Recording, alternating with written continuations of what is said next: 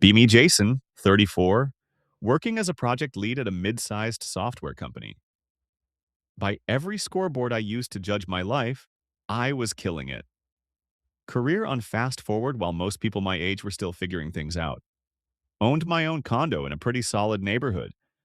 No debt, good money, sharp mind. Friends said I was intense, driven, don't mess with him. Energy. But there was this massive empty space nothing seemed to touch. No promotion, no bonus, no perfectly planned sprint could fill it. I was lonely in a deep, bone level way. Wasn't like I didn't try. Had every dating app known to man. Let friends play matchmaker. 5 straight years of dating attempts. Every single one ended the same way. Total implosion. It always started fine. Match happens. Banter over text. She seems normal. Interesting, even. Then we'd meet for drinks, and the real me would show up. Still remember one date a few months before everything went sideways. Her name was Emily, worked in marketing. Seemed pleasant enough. We're sitting at this bar. She's telling me about a big campaign she just landed. Clearly proud. You could see the excitement in her face instead of saying, nice job, like a normal human. My brain flipped into autopilot. I started explaining how corporate success is often built on exploitative systems. Talked about power dynamics. Told her that her win probably existed because the system was rigged. The light just drained out of her eyes like someone blew out a candle. She tried to pivot, asked what I did for fun. I told her activism, specifically calling out structural problems online.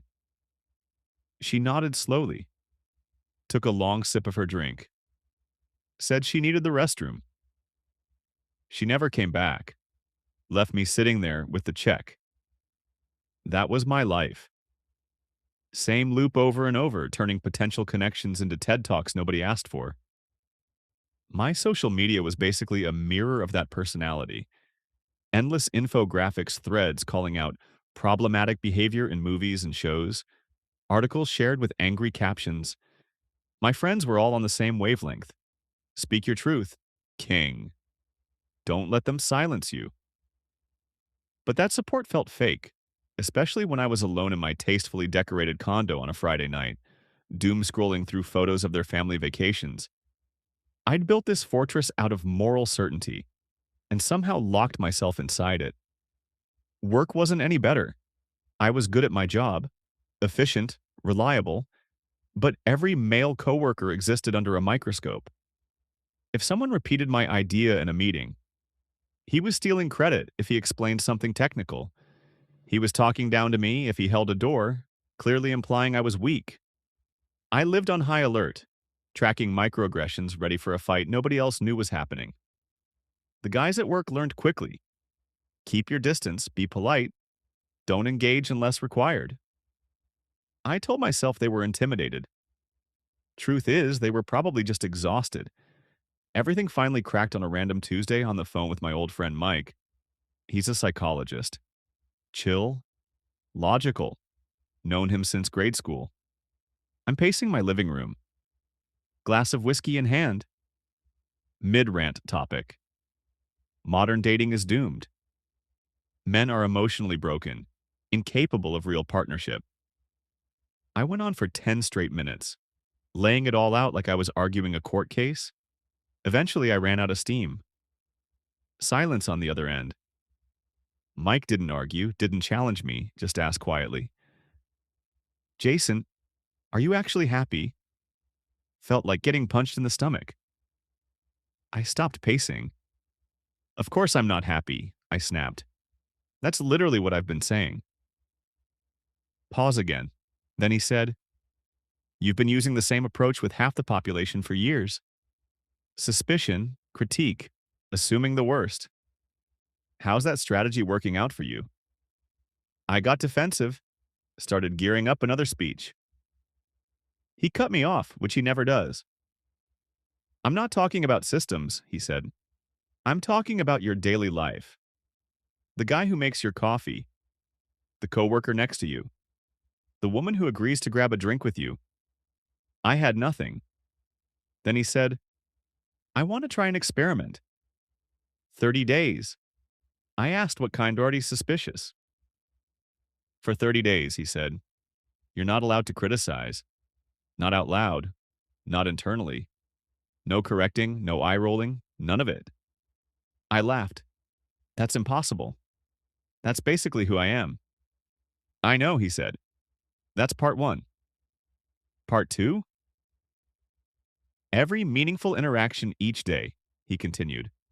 Coworker, barista, date. You find one genuine thing to compliment. I couldn't speak. The idea felt offensive, almost insulting. Compliment them for what? Participating in the system? Is the barista your enemy? He asked. Is Ryan from accounting your enemy? You're seeing an army, he said. I'm asking you to see individuals. Just for 30 days. What do you have to lose? Then the line that stuck. Your current method already got you here. Successful, morally certain, and completely miserable. Silence. His words just hanging there. Miserable? Yeah, that word landed hard. He was right, and I hated him for it. I kept arguing anyway. Probably another half hour, but I could feel it. My heart wasn't backing me up anymore. His logic was like a tiny needle, and it popped this massive balloon of beliefs I'd been carrying around. Fine, I snapped. I'll do it. 30 days. But this is the dumbest idea I've ever heard. Perfect, he said. Completely calm, like we were talking about the weather. Day one starts tomorrow. Call me in a month. I hung up, feeling this gross mix of anger and anxiety, knew instantly. This was going to be the longest month of my life. Day one felt like walking through a minefield. Every step felt dangerous. Part of my morning routine. Same little coffee shop near the office. Nothing fancy. Barista was a young guy, mid-20s maybe. Always looked exhausted. Scruffy beard, purely transactional relationship. I'd rattle off my annoying order. He'd grunt. I'd tap my card. He'd shove the cup at me.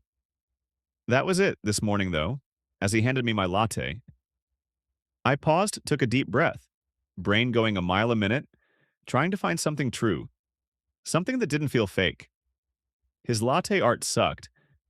He wasn't cheerful, but damn, he was fast. Hey, I said. Voice felt weird, like it didn't belong to me.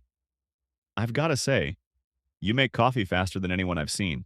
During the morning rush especially, it's honestly impressive. He stopped moving. Actually looked at me, not past me, not down. Straight at me. Blinked a couple times, like his brain was buffering. Then he smiled, slow and surprised. Oh, thanks. I try, next morning. I walk in. He smiles first. The usual. Hands me my cup. There's this crooked little heart in the foam. Barely recognizable. Felt strange, and somehow nice. Later that week, leaving the office, got security desk up front. Older guy named Frank worked there forever. We'd never exchanged more than a nod. He wished me a good evening. Normally, I'd ignore it. Experiment, right? I stopped, turned back. Hey, Frank. I really appreciate you being here every day. It actually makes the place feel safer. He looked stunned. Same look the barista had, straightened his tie, stood a little taller. Just doing my job, Mr. Jason. But thank you. That means a lot. From then on, big smile every morning. Have a great day, sir. Real test came at work. Guy in marketing. Name's Tyler. Classic corporate peacock. Always in a perfectly fitted blazer. Hair never out of place. I'd always mocked him in my head. Textbook male vanity. He walked past my desk heading to a meeting. Felt like jumping into ice water. Tyler, I called. He stopped. That blazer looks sharp. The color really works for you. He froze. Actually froze. Looked down at his jacket, then back at me. Face full of confusion. Probably waiting for the punchline. Oh, thanks. I appreciate that. He walked away, but something was different. Lighter, more bounce in his step. About an hour later, he comes back, sets a coffee on my desk. No speech, just a nod. Keeps walking. I stared at that cup for a solid 5 minutes. What the hell was happening? This wasn't theory. This wasn't a blog post. This was just cause and effect. Do something small and positive, get something small and positive back. So simple it felt illegal. Week 2, I pushed further. Senior backend dev. Name's Andrew, legit genius. Also painfully shy. Barely talks in meetings, mumbles, stares at the floor. I used to find him exhausting, felt like pulling teeth to get info. Labeled him bad communicator. Assumed he expected everyone else to do the conversational heavy lifting. Project review meeting.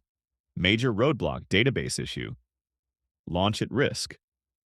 People tossing out expensive, messy fixes. Andrew clears his throat. Quiet, almost apologetic. Mentions reindexing a few tables. Temporary caching workaround. Room goes silent. Tech lead's eyes go wide. It was brilliant. Clean. Cheap. Weeks saved? Old me would have just nodded. Problem solved. But the experiment was there, tapping me on the shoulder. I spoke up. Andrew, that's not just good. That's an incredible solution. The way you approached it was seriously smart. I never would have thought of that. I made sure to look at him. Room turns. Everyone watching. His face goes red, neck to forehead. He looks down, but there's this tiny smile rest of the meeting. He sits straighter. Later that afternoon, IM pops up. Hey, thanks for saying that earlier. I reply. You earned it. Pause. Then another message. I was looking at your upcoming launch plan. Noticed a bottleneck. I've got a more efficient approach. Got 15 minutes? I just stared.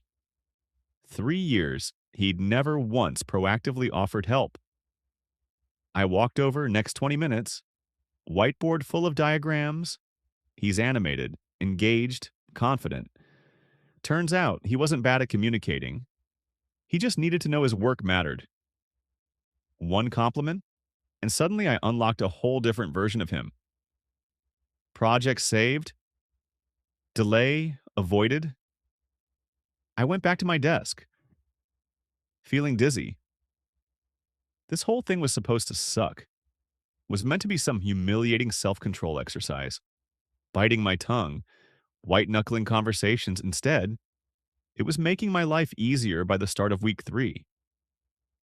Something real had changed. The office didn't magically transform. I did. The vibe felt different. Or maybe I was finally experiencing it differently. The men I worked with weren't enemies anymore. Weren't potential villains waiting to slip up. They were just people. There was Tyler, guy with the sharp jackets and good taste. There was Andrew, quiet genius who just needed space to breathe. There was Frank, the security guard who actually cared about doing his job well. My default hostility started melting, replaced by this cautious curiosity. Something else faded too. This constant tension I carried in my shoulders. I wasn't burning energy scanning for insults anymore. Wasn't bracing for combat. Being in warrior mode, 24/7, is exhausting. I didn't realize how heavy my armor was until I started setting it down. Piece by piece, one of my friends noticed, same one who usually hyped my angry rants. You seem calmer, she said over lunch. I didn't tell her about the experiment. Honestly felt embarrassed. I just shrugged. Said I was trying some mindfulness app. Then she dropped it. Said she knew someone I should meet. Don't say no right away, she begged. He's a good guy. Architect. Smart. Kind. Normal. Just one chance. Old me would have launched into a 10-minute speech about dating norms, emotional labor, power dynamics. Numi heard Mike's voice in my head. What do you have to lose? I sighed. Fine. One drink on that weekend. I'm sitting across from him in a quiet wine bar. His name's Ryan. Not a movie star, but kind eyes, easy smile. He's a little nervous. I'm absolutely terrified. Old scripts firing off in my brain. Mental checklist of red flags. He picked the place. Generic safe. Strike one. He complimented my shirt, focusing on appearance. Strike two. He talked about his job. Too much, maybe. Strike three. My brain was screaming. Tear this apart.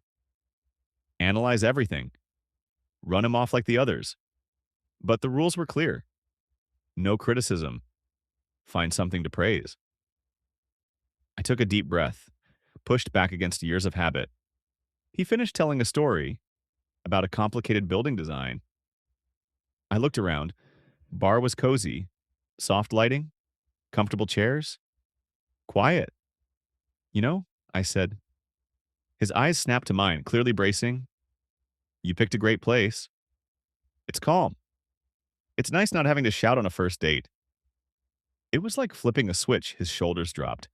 Whole posture relaxed. Huge, genuine smile. Oh, good. I spent forever trying to avoid a madhouse. That one comment killed the tension instantly. The rest of the date felt unreal because I disarmed myself. He did too. No debates, no sparring, no ideological fencing, just talking. I asked questions, real ones. What got him into architecture? Hardest project he ever worked on? What he did outside of work? And I actually listened, found out he loved creating spaces that made people feel safe. Spent a year volunteering on housing projects overseas. He told this ridiculous story about his first solo job, misplaced support wall, furious client, instead of analyzing it. I laughed because it was funny then. He asked about my work. I talked about a tough project I was managing. Old me would have blamed coworkers, framed it as incompetence instead. I talked logistics, problem solving, team effort. Mentioned how Andrew came up with a brilliant fix. He's incredibly smart, I said. We're lucky to have him. Ryan leaned in, nodding, asking follow-ups, not threatened, not bored, just interested. When the night ended, he walked me to my street. No awkward hovering, no weird pressure. I had a really great time tonight, Jason, he said. And he meant it. Me too, I said, realizing it shocked me. He smiled. I'd like to do this again if you're up for it. And for the first time in years, I said yes without hesitation. Final week of the experiment felt surreal. What started as tiny ripples turned into a full tide. My work relationships transformed completely. Projects ran smoother, faster, less drama. Why? Because I stopped fighting everyone when I needed Andrew. I'd start with, your work on the last phase saved us. Got another challenge for you. He'd jump in immediately when Tyler presented a campaign. I'd lead with praise, clever copy, smart targeting, then offer feedback, and he actually listened. No defensiveness. I was getting more done, with less friction and way less stress for years. I honestly believed being strong at work meant being in constant battle mode. Like I had to fight every second just to keep my seat at the table. Strength in my head meant armor, meant being sharp, critical, always on offense. Somewhere during this month, I finally started to get it. Real strength isn't about being the loudest voice or the most aggressive one. It's about building people up, getting others to work with you, leading without fear. Turns out praise isn't submission. It's leverage and an insanely effective one. Ryan called the next day. Second date, museum. Third date, long walk through the park. He was steady, kind, genuinely funny. He made plans, sent good morning texts, remembered small details, not perfect, couldn't sing to save his life, had a strange obsession with old history documentaries. But he was good, solid, And because I wasn't hunting for flaws, I could actually see him. One night, I vaguely mentioned how I used to be more intense, more cynical. He just smiled. I'm glad I met this version, he said. She's pretty great. I almost lost it right there in a packed restaurant. No one had called me great in years. They called me strong, smart, fierce, but never just great. The 30 days ended on a Thursday. I remembered because Mike had told me to call him. I didn't, not yet. I needed to sit with it that weekend. Ryan was visiting family. I was alone in my condo, but it felt different. The silence wasn't heavy. It was calm. I poured a glass of wine, opened my laptop. No idea why. I started scrolling through my social media history, past recent lunches with coworkers, past lighter jokes back a month, 2 months, a year. Then I saw him, the old version of me. Angry threads, rage posts, a long rant about an actor interrupting a co-star, an article titled, Why All Men Are Complicit, a meme of a guy offering a coat, caption demanding dismantled privilege, a dating app screenshot where I'd torn a guy apart, grammar corrections, called him a cliche, pretending it was education. I remembered being proud of that post. Friends cheering fire emojis, reading it now. My stomach turned. The guy hadn't been rude. He just said, You have a beautiful smile. I responded with a 3-paragraph essay about objectification. I kept scrolling. Anger, resentment, bitterness, a highlight reel of my own toxicity, then a protest photo. Me holding a sign. The future is female. I used to love that picture. Now I saw the anger in my eyes, jaw clenched. Lonely. She wasn't fighting for a better future. She was just fighting conflict had become the point. Being right, feeling superior. Then it hit me hard. This ideology wasn't insight, it was armor. If everyone was a threat, I never had to be vulnerable if everything was a power struggle. I never had to be soft if I found flaws in everyone. No one could look at mine. Perfect defense, massive cost. It took warmth, connection, joy, years. People weren't avoiding me because they feared my strength. They avoided me because I was exhausting. I met kindness with suspicion, connection with lectures. They weren't the problem. I demanded respect while giving none, preached empathy without practicing it. I thought I was a warrior. Truth was, I was a bully. That realization didn't crack me. It shattered me. Destroyed the persona I'd spent a decade building. Destroyed the worldview that kept me safe. I sat there, screen glowing, and I cried for the dates I humiliated, for coworkers I dismissed for years wasted fighting ghosts, and for that angry, lonely version of me who didn't know how to stop. Eventually, I stopped crying, took a sip of wine, and started deleting. The actor thread, gone. Dating app, screenshot, gone. Rant after rant, gone one by one. Erasing the digital monument to my misery hurt like cleaning a deep wound, but it had to be done. As I closed the laptop, a notification popped up message from Ryan. Photo of a sunset from his parents' backyard. Thinking of you. Can't wait to see you when I'm back. I looked at the photo, then at my empty timeline. Blank slate, new start. I eventually called Mike, told him everything. He just listened. When I finished, he said, Sounds like you didn't just learn how to talk to men. Sounds like you learned how to talk to people. He was right. The experiment wasn't about men, it was about me, about dropping labels, and finally seeing human beings, all of us carrying fears and hopes. This whole thing taught me something embarrassingly simple. No matter who you are, what job you have, what side you're on, everyone is starving, just a little, for recognition, a small compliment, a moment of being seen. A kind word costs nothing, but it can flip someone's entire day, sometimes their entire direction.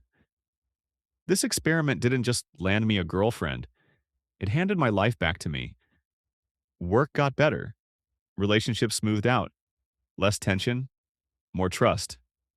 I became calmer, way more patient, and shockingly more empathetic. It didn't just break me, it cracked me open.